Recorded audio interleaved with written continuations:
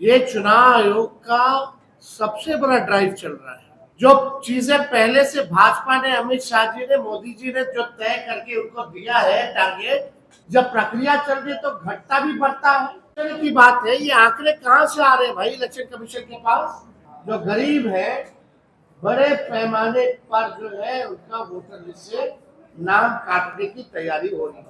नमस्कार, आप देख रहे हैं इम्पैक्ट लाइव। मैं हूं आपके साथ करुणा तिवारी। आपको बता दें कि बिहार में चुनाव से पहले चुनाव आयोग ने जो पुनरीक्षण की प्रक्रिया शुरू की है, उसको लेकर नेता प्रतिपक्ष तेजस्वी यादव लगातार हमलावर है। आज भी उन्होंने प्रेस कॉन्फ्रेंस रखा और सीधे तौर पे कहा है कि बीजेपी से मिली भगत है और ये लोग 70 से 71 लाख लोगों की, अगर 1% भी लोगों के अगर पुनरीक्षण से नाम हटता है चुनाव आयोग से, तो 71 या 70 लाख लोग हटने वाले से कहा है कि चुनाव है, इसको लेकर उन्होंने भी कई तरह के किए हैं। क्या कह रहे तेजस्वी, सुनिए। लगातार हम लोगों ने कई बार प्रेस कॉन्फ्रेंस किया। दिल्ली में चुनाव आयोग से हम लोग मिले, बिहार में चुनाव आयोग से मिले, कोई नतीजा जो है सामने नहीं आया। हम लोगों ने बिहार बंद किया है, लोगों को जागरूक किया उनके अधिकार को लेकर के। लेकिन मिस्टर ज्ञानेश गुप्ता और इलेक्शन कमीशन के लोगों ने, सुप्रीम कोर्ट भी हम लोग गए, सुप्रीम कोर्ट से सलाह भी दी, लेकिन ज्ञानेश गुप्ता और उनके इलेक्शन कमीशन के लोगों ने एक बार भी प्रेस कॉन्फ्रेंस करके कोई जवाब नहीं दिया। ये चुनाव आयोग का सबसे बड़ा ड्राइव चल रहा है। एसआईआर जो होता है सबसे बड़ा ड्राइव होता है, जहां मतदाताओं की सूची बनती है, लोगों को जोड़ा जाता है। और चुनाव आयोग तो शुरू में ही नहीं सोचा कि सभी पॉलिटिकल पार्टी को बुलाया जाए, और अचानक से जो है आनंद फानंद में एक फरमान निकाल दिया जाता है कि बिहार में एसआईआर कराया जाएगा। तभी हम लोगों को संदेह था कि जरूर कुछ ना कुछ दाल में कुछ काला है। और अब तक सुप्रीम कोर्ट के सलाह के बाद भी जो ज्ञानेश गुप्ता है वो चुप है। और अद्भुत इस बात का है कि वो अनऑफिशियली मीडिया से मिल रहे हैं। जो चीजें पहले से भाजपा ने, अमित शाह जी ने, मोदी जी ने जो तय करके उनको दिया है टारगेट, जो सूची, वही काम में वो लगे हुए। ये डेमोक्रेसी के लिए जिस तरीके का प्रोसेस, हमको एसआईआर से दिक्कत नहीं है, लेकिन जो तरीके हैं इनके, ये लोकतंत्र के लिए बेहद खतरनाक है। और हम लोग डेमोक्रेसी में रहते हैं, लोकतंत्र में रहते हैं, और बिहार लोकतंत्र की जननी है। और इसी बिहार से लोकतंत्र को हम खत्म होते हुए नहीं देख सकते। इसको लेकर के हम हर एक प्लेटफॉर्म पर हम लोग जो है लड़ाई लड़ेंगे। देश भर के जितने बड़े नेता हैं उन सबको भी हम चिट्ठी लिख रहे हैं, और 19 तारीख को दिल्ली में खड़गे साहब के यहाँ एक बड़ी बैठक इंडिया अलायंस की है, उसमें भी हम शामिल होंगे और अपनी बात को मजबूती के साथ जो है रखेंगे।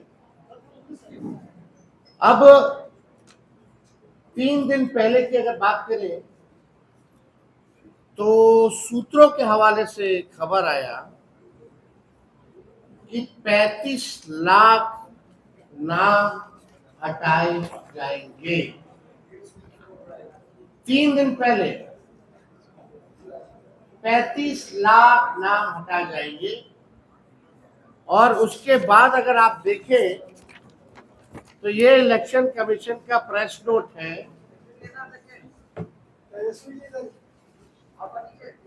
ये 16 तारीख का है। इसमें अलग अलग जो बाहर जो लोग हैं कितना शिफ्ट करके कितना वो हो गया उसकी जानकारी है। जो है प्रेस नोट इलेक्शन कमीशन जारी करता है और उसमें हूबहू जो सूत्र ने जानकारी दी 35 लाख यानी 3 दिन बाद वही सर्टेन नंबर्स जो है इलेक्शन कमीशन भी देता है, हटाने की बात करता है। अब मेरा सवाल यहाँ खड़ा होता है कि इंडियन एक्सप्रेस तो या कोई अखबार में जो है शायद छपा था, जो सूत्र के हवाले से अखबारों में भी छपा 35 लाख काटेगा। जो अखबार में छपा 35 लाख वो 3 दिन पहले छपा, तो पहला सवाल ये होता है कि आप उसके 2 दिन बाद वही नंबर आप दे रहे, यानी प्रोसेस तो ऑन है। जब प्रक्रिया चल रही है तो घटता भी बढ़ता है, तो ना घटा 2-3 दिन में ना बढ़ा, हूबहू वही नंबर जो है दिया गया। और सवाल खड़ा होता है कि अभी भी 1 हफ्ता बाकी है, ये जानकारी कहां से आ गई 35 लाख? अभी भी कई जगह लोगों के पास बीएलओ नहीं पहुंचे हैं, उनको मौखिक आदेश आया है कि खुद ही साइन करो, खुद ही थप्पा लगाओ, खुद ही अपलोड करो। आप सब लोगों ने पत्रकार है, ईमानदार पत्रकार, उन्होंने अपने चैनल पे भी वीडियो लगाया है, अजीत अंजुम जी। उसमें क्या हो रहा है? कोई भी गाइडलाइन की प्रक्रिया जो है चालू नहीं की जा रही है। एक बीएलओ के साथ, बीएलओ का काम है घर टू घर जाना, लेकिन दरभंगा में एक जगह बैठ के बीजेपी के लोगों के साथ सूची बनाई जा रही है। अभी हम आपको वीडियो भी दिखाना चाहते हैं, देखिए ये वीडियो। पर्ची साइन किया जा रहा है, वॉल्यूम बढ़ाओ जी, प्ले करो।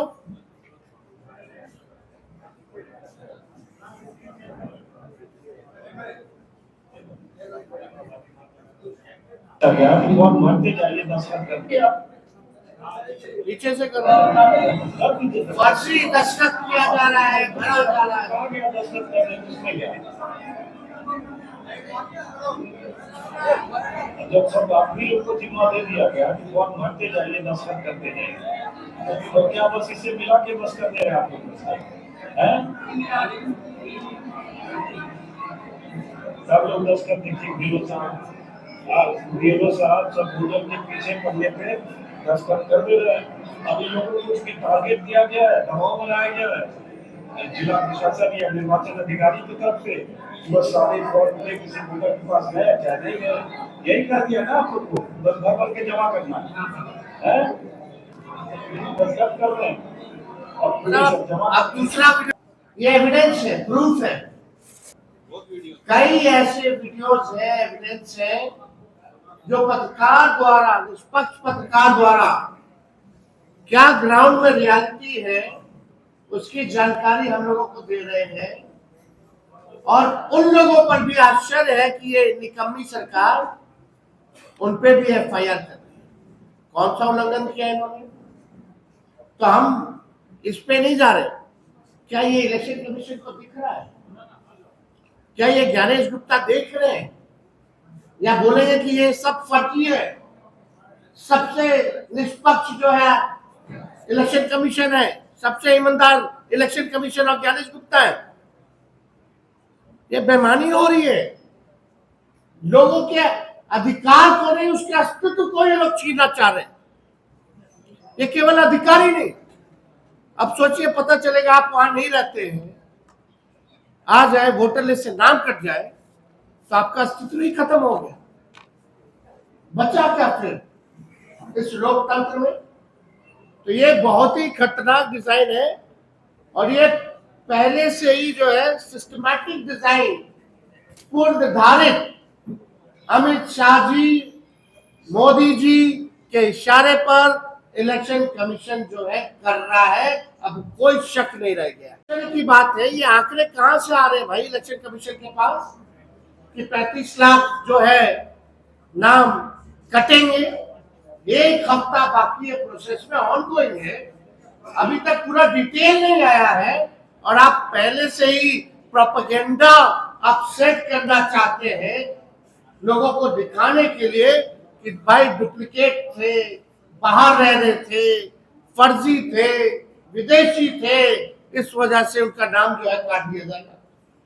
ये एक प्लेटफॉर्म जो है तैयार किया जा रहा है और हम कहना चाहते हैं इलेक्शन कमीशन से, जिसका भी आप वोटर लिस्ट से नाम काटिएगा उसका पूरा डिटेल जो है आपको प्रोवाइड करना पड़ेगा कि कौन कौन फर्जी नाम थे, क्या पता था, और हम लोग जो है हम लोगों को मिलना चाहिए।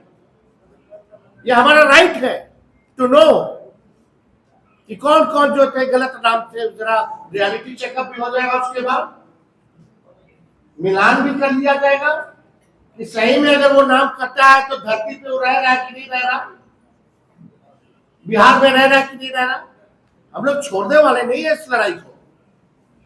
अगर नाम कटा तो आपको बताना होगा, पूरा डिटेल देना होगा, उसका पता, नाम, सारा डिटेल जितने लोगों का कटा है इलेक्शन कमीशन को पूरा डिटेल बताने की जरूरत है।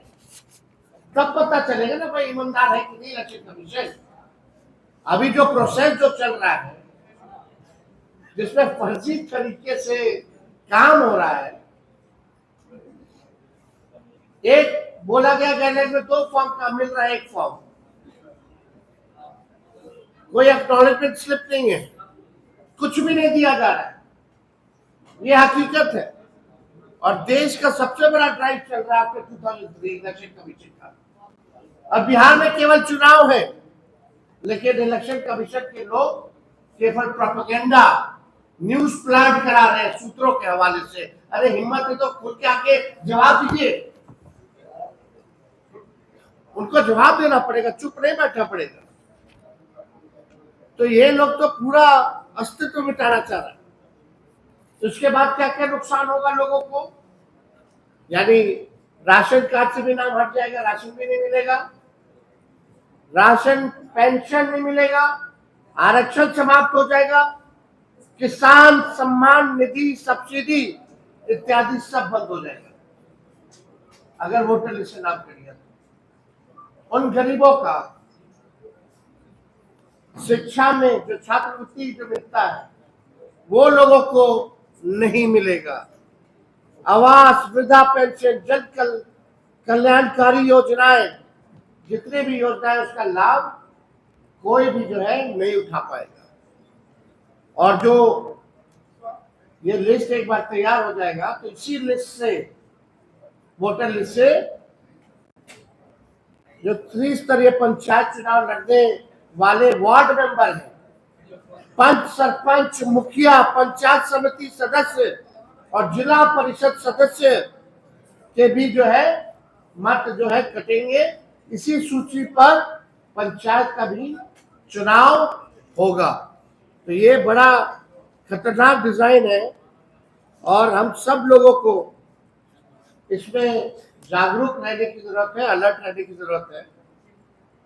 आप देखिएगा कि इनका पूरा टारगेट, हमको जो खबर सूचना मिली है अंदर से, 12 से 15% वोटर का नाम जो है इलेक्शन कमीशन काटने की तैयारी कर रहा है।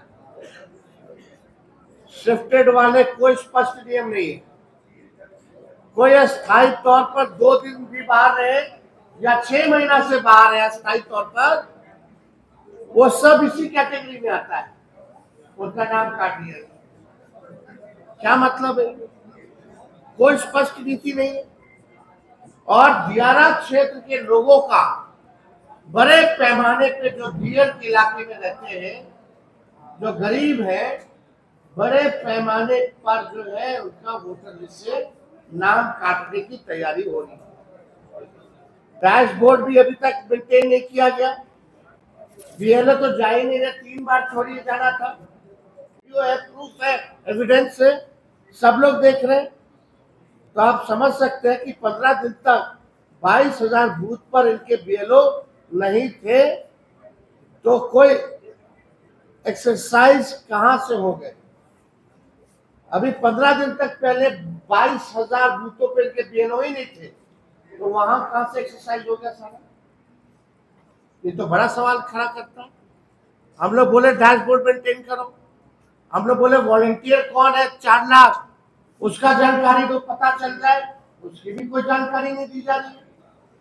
मतलब ऐसा पहली बार हुआ है कि चुनाव आयोग जानकारी ही नहीं दे रहा है, ना लोगों को जागरूक कर रहा है, ना ईमानदारी से काम कर रहा है।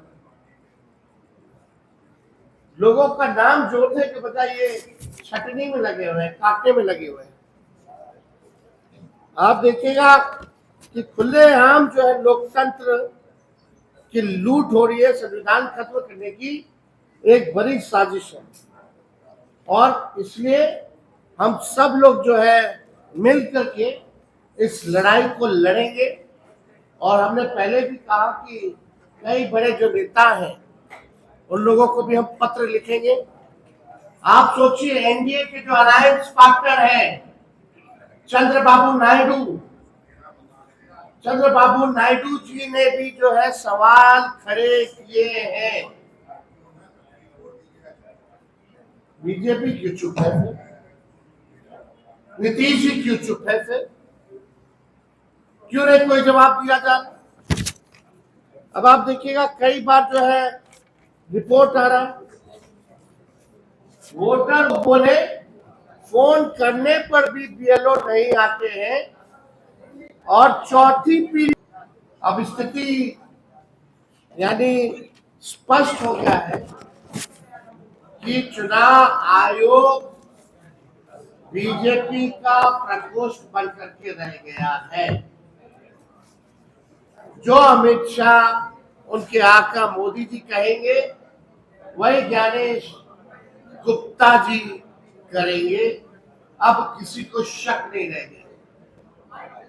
जिस तरीके का पूरा प्रोसेस इन लोगों ने किया है, केवल चुनाव में एक दल को फायदा पहुंचाने के लिए इन लोग काम कर रहे हैं।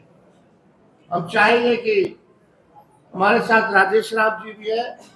देखिए, उन्होंने सीधे तौर पे चुनाव आयोग के साथ साथ ये भी कहा है कि महागठबंधन की बैठक होगी और 19 जुलाई को दिल्ली में होगी। जितने भी महागठबंधन के तमाम बड़े नेता हैं उन सबको पत्र